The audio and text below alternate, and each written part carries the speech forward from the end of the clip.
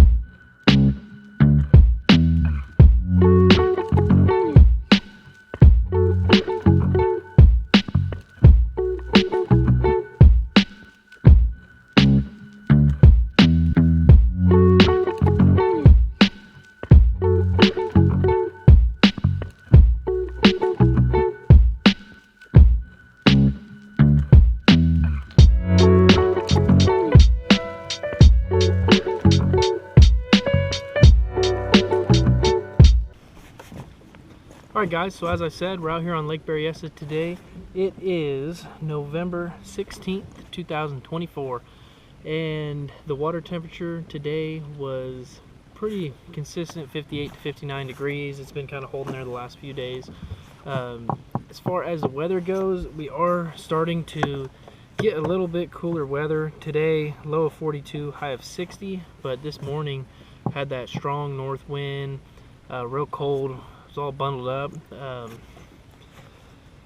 It probably got down to high 30s maybe this morning. Didn't seem to affect the fishing a whole lot. It's been definitely slower the past couple weeks, but if you can get into a good group of them and pick them off, you could still come out here and have a good day.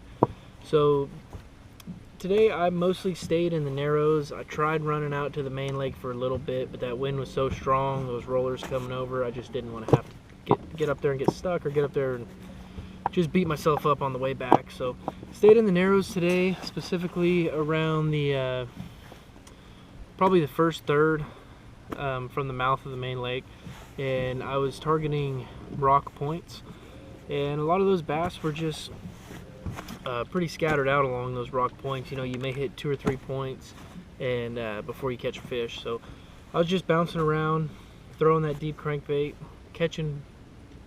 fishing between 10 and 18 feet deep with it, just making sure I'm grinding bottom.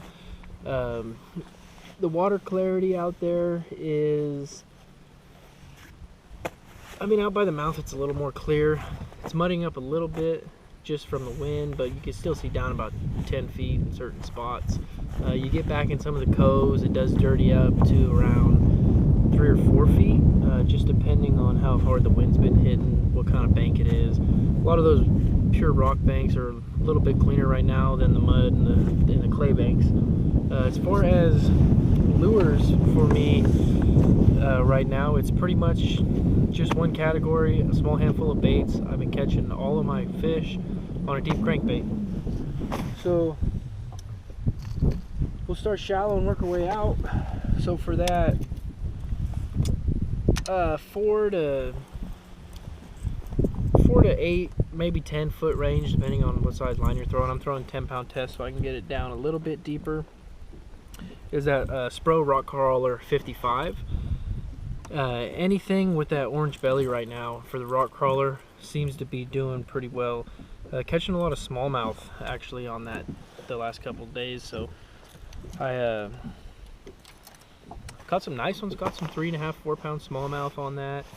If you could find a long stretch of rocks that is fairly flat, you know, you don't want one of those steep bluff walls because that crankbait just won't get down far enough for you. But if you find that, like I said, say 6 to 10 foot with that rock crawler, and I'm just throwing it out there, and I'm reeling it at a pretty fast retrieve, and as soon as I really start digging in and really start bumping the rocks, pause it for a second, start reeling, pause, reel, and a lot of times after you pause it, you get maybe 2 cranks in when you go to start it back up, and they'll eat it. I've also had a handful of fish come up and eat it right at the boat. Big school just following it up, and that change of direction as it comes up, they're eating it right underneath the boat. So that takes care of that shallower range.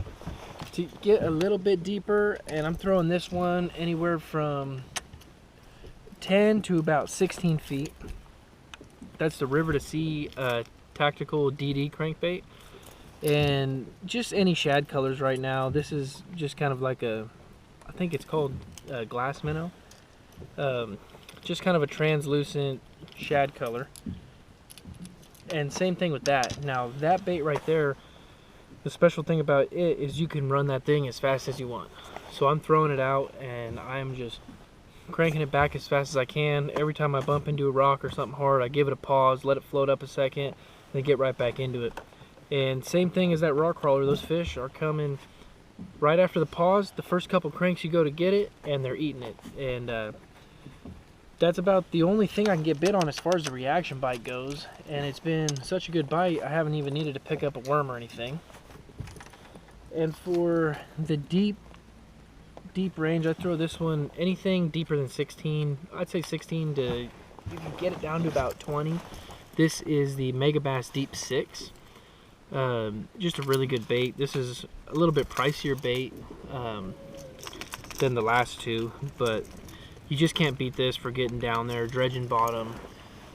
It's gonna get down significantly deeper than the other two. Again, I'm throwing these bigger, deeper crankbaits on 12-pound fluorocarbon, just so I can get down there and grind the bottom. And the biggest thing, if you are going to throw a little bit lighter line, you want to go with 10-pound on that deep 6, or you want to go with 8-pound on the rock crawler. Your biggest thing is just going to be retying. Even with the 12-pound, if I'm really down in there getting on the rocks, I'm retying every 5 to 10 casts. The last thing you want to do is just get that big one finally to bite after all day out here in the cold and have them break off. So you want to just make sure every couple of casts, you know, just run your fingers through the line, like right there. I need to retie that one for sure, but just run your fingers through the line.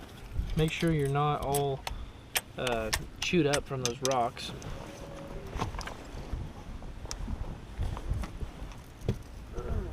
I know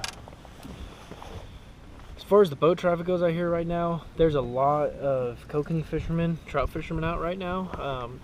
I haven't talked to many of them, but I'm assuming that the bite's pretty good with the volume of people that I've seen out here.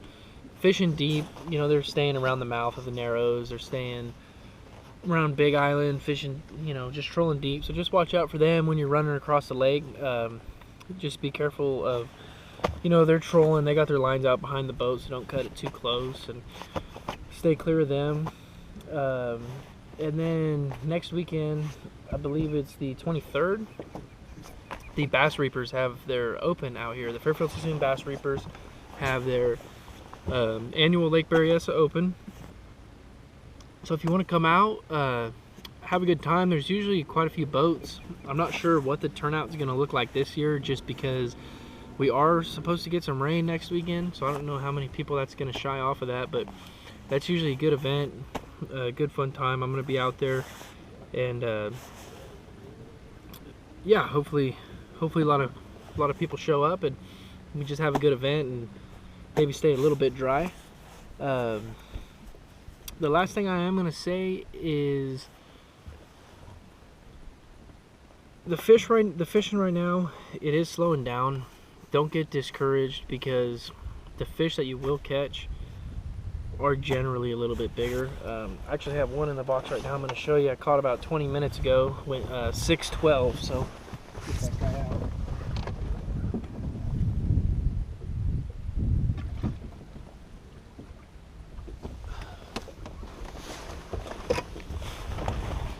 Yeah, that was my big one of the day today. Like I said, it went 612. Ate that deep crank off on a point. Gonna get him back in the water.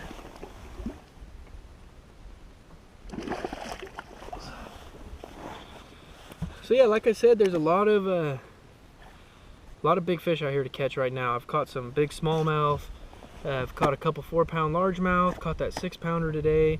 So yeah, if you can just grind through, and I've only been getting 7, 8, 9 bites a day on that crankbait, but they've all been quality fish. So thanks again, guys, for tuning in. And I'm gonna be out here Berryessa the next couple weeks. I'm also gonna be doing some striper fishing back on the Delta. Hopefully after this tournament's wrapped up. So if you guys want to get out there and catch the tail end of the striper action, I should be out there into December. And then if you want to come up here and do a day trying to catch some of these big fish on the crankbait, just shoot me a call. I'll leave my phone number and my email address down in the description, as well as the link to my website. You can contact me through there as well. You can follow me on Instagram or Facebook at California Bass and Guide Service. And thanks for tuning in. We'll see you guys next time.